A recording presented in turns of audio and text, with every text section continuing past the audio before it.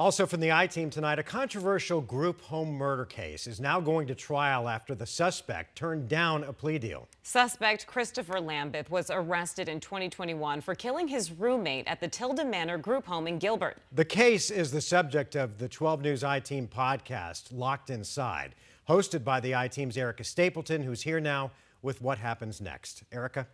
Yeah, Mark Grebe, it took a long time to get to this point. There were 3 settlement conferences and multiple versions of a plea offer in front of suspect Christopher Lambeth, but ultimately he decided he wants to take his chances at trial, where he could face life in prison. And I do want to warn you guys, the details in this case are disturbing. Mr. Lambeth, how are you today? Decent. Suspect Christopher Lambeth making his decision. I want to pursue the GEI. Turning down a plea deal to pursue a GEI defense at trial. GEI, meaning guilty except insane.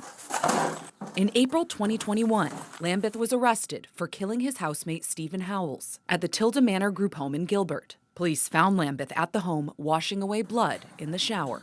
What's your name, sir? Chris. More than a decade earlier, in 2007, Lambeth pled guilty except insane for murdering his grandparents near Tucson. He was sentenced 25 to life to the Arizona State Hospital for treatment. But a now-defunct state board approved his release to the community just 9 years later, and he was eventually placed at Tilden Manor, which is now closed down. 1 detained. After Lambeth's arrest in the group home murder, he was booked at the Lower Buckeye Jail, where he was caught on camera beating up another inmate.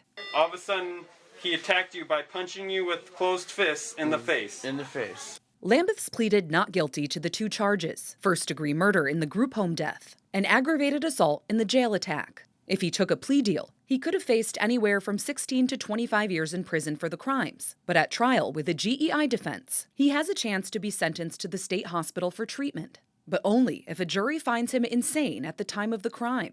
The jury could also find he wasn't insane, which means Lambeth could still be sentenced to prison if a jury convicts him. All right, so it begs the question, Erica, how does this guilty except insane case different, because they both involve Christopher Lambeth, how is it different from almost 20 years ago when he killed his grandparents?